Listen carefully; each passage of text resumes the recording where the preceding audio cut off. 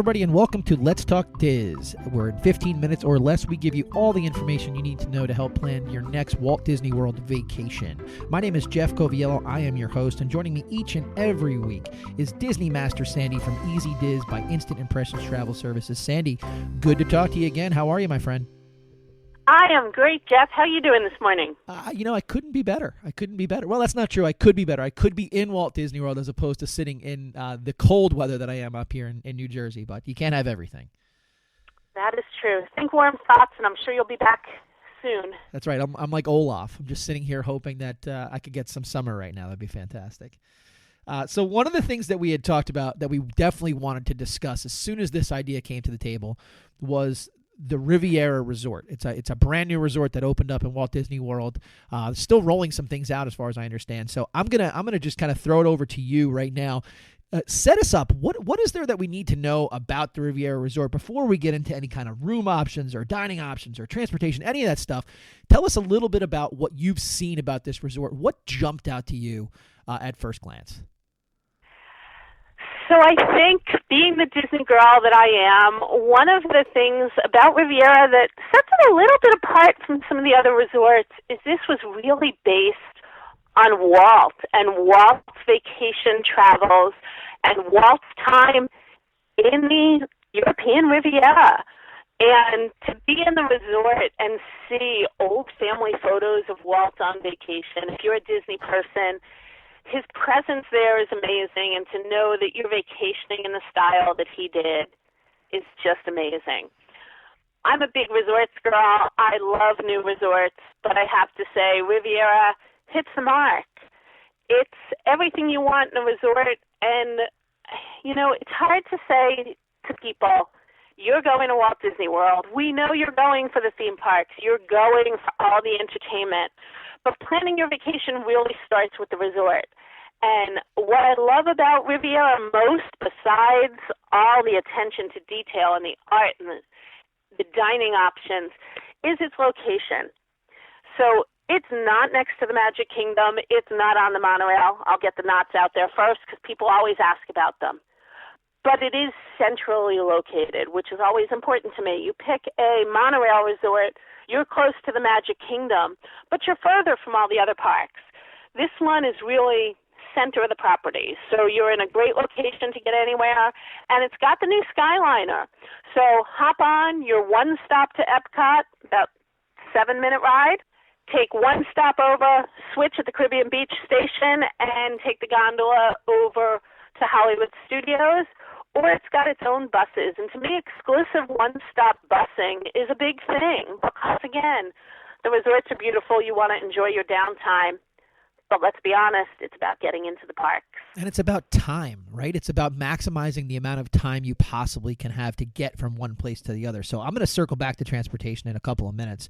But talk to us a little bit about the room options, because I know one of the things that was talked about when they were building this resort was that there was going to be a lot of different options based on what type of vacation you were going to have. So let's break it down. As far as I understand, there are 5 different categories of room. There are. It's the most categories we've seen in a Disney Vacation Club resort. And I want to kind of talk about that myth for a second as well. If you've heard about the Disney Vacation Club, it is a timeshare, but it's in a Disney hotel. And the great thing about it is you may be a timeshare person and you may be going to Disney once or twice a year. Maybe the Disney Vacation Club is for you. But maybe you only go to Disney every 3 years, every 5 years, every 10 years. You can still stay at a Disney Vacation Club resort. We book those for clients all the time. They're booked right through the Walt Disney Travel Company. And if you're staying there as a regular vacationing guest, it's kind of irrelevant to you that it's a timeshare. It's not some individually owned thing like going to Smuggler's Notch. It is a hotel, and the rooms are hotel rooms. However, because people own there, it's considered a home away from home. You've got some amenities that you might not have in a regular hotel room. So as you said, we've got 5 categories. We'll start with the one that is unique only to Riviera Resort. No other resort has this. And it's called a Tower Studio. What makes it most unique, it is the only room on property that has a maximum occupancy of 2 people and an infant. So one queen bed, and that's it. A little bit smaller on the square footage, but great on saving. But you had mentioned earlier in the show that this is reminiscent of Walt's Travels, right? And if anybody has spent any time in Europe, that's kind of what you're getting in some of these spots is a room that looks probably more like that than some of them that we've grown accustomed to, no? It is beautiful. It is Riviera reminiscent, but it's got Disney touches. So you're going to find artwork that is Disney. There's some great Beauty and the Beast pictures. There's some artwork from Wall-E, but it's done in French Impressionistic style. It's not your typical, let's put the character from the movie on the wall. So everything is truly themed through and through. That's awesome. So we talked about the first type of accommodation. Keep going for us, because obviously not everybody's going to travel is going to be just two people and an infant. So what's the next level that they have? Next one is a studio, and it's one of my favorite rooms for families. It sleeps 5. It's a queen bed, a queen pull-down wall bed, as I like to call it, like a Murphy bed, and then a single banquette. So it's great for families of 5, but it's also great for your families of 4. You might have a boy and a girl that are a little bit older. They don't want to share a bed. Mom doesn't want to sleep with the girl and dad with the boy. It gives you that third bed. What really separates studios from a standard hotel room is the kitchenette. So you're going to have a microwave and a wet bar. So you've got a sink and then a refrigerator. It's great if you want to be able to pop some snacks in, chill your drinks, making it easy to go. Cool. Bathrooms are really well configured so that the toilet is separated. More than one person can be getting ready in the morning. Minimize your time in the hotel, maximize your time in the park. So we said it's all about timing. Okay, so we got the studio too. What's next? 1 bedroom. It's also going to sleep 5, but you might need a break from the kids. You've got a bedroom. The kids are going to sleep in the living room again. We've got that pull-down Murphy bed and the single bed.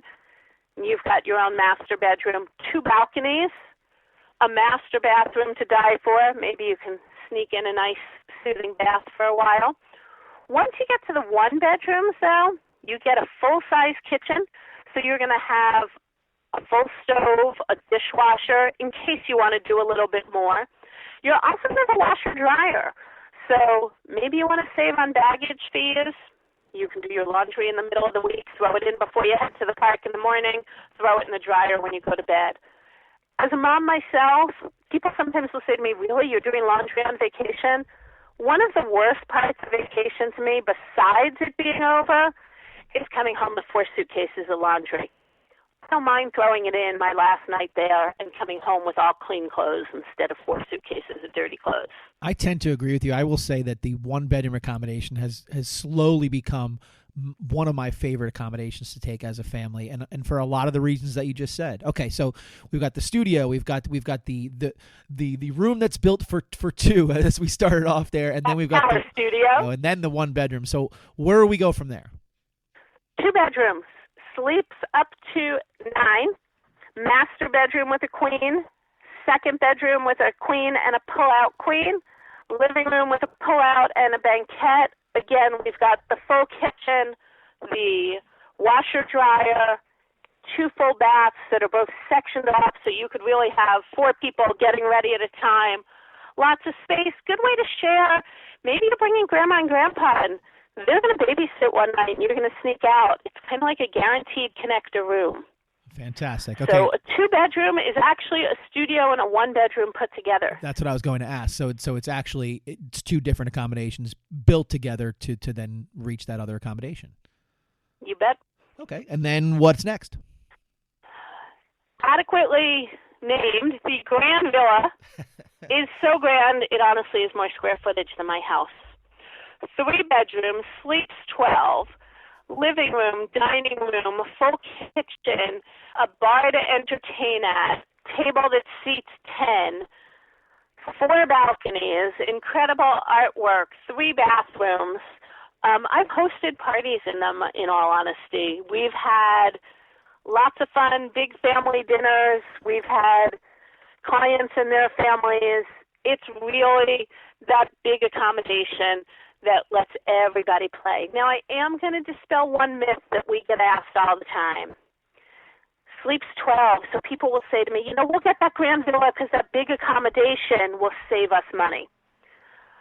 I love the grand villa. There's nothing like it for space and luxury. However, Disney's all about square footage. It is definitely less expensive to get 3 hotel rooms than a grand villa that has 3 bedrooms. The square footage on that grand villa is about almost 6 hotel rooms. So you're paying for all of that space. Great room, great thing if you want to splurge, if you can do that kind of accommodation. But don't look to that to be your money saver. Yeah, and so it goes back to the things that you've said to me for years now at this point, right? It really depends upon what you're looking for. There's no one size fits all. There's plenty of options clearly at this resort, and each accommodation fits a very, very specific group of people that are traveling to Walt Disney World. You bet, and that's why we love talking to guests and really getting what I call a vacation vision. Tell me about what you want to see and what you want to do. Are you spending time relaxing at the hotel? Are you leaving your room at 6 in the morning and not getting back till midnight? We like to custom fit each trip to the family so that they get everything they want. They maximize their dollars and their vacation time. Okay, so speed round here, right? I know we talked about all the room options. Now we got some dining options. So let's go quickly through. If I'm coming there, what are the things that I need to hit? What are the things that are available to me? Oh, without a doubt, Topolino. Topolino is actually Mickey in Italian. Amazing, amazing character breakfast with super unique costumes on our characters. Beautiful dinner with a Hollywood Studios fireworks view. There's a pastry shop right in the lobby. Great pastries, obviously. Little themed pastries and, of course, your coffee. And then downstairs is your quick service, your opportunity for your refillable mug, mobile ordering to grab that quick breakfast, super quick pizza.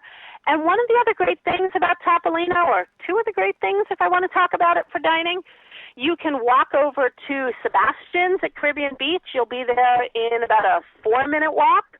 Or hop on the Skyliner one stop. You can eat anywhere on the boardwalk, beach club, yacht club, all without park admission, or head into Epcot, and obviously the World Showcase has more dining choices than you want. So this is the way to get to foodie heaven. So let me ask you this then, because you mentioned the Skyliner going over to Boardwalk. Have you found, as you're planning vacations for people that are going here and they're interested in staying at the Riviera, have you found that the Skyliner is something that you continually talk about? Skyliner is awesome.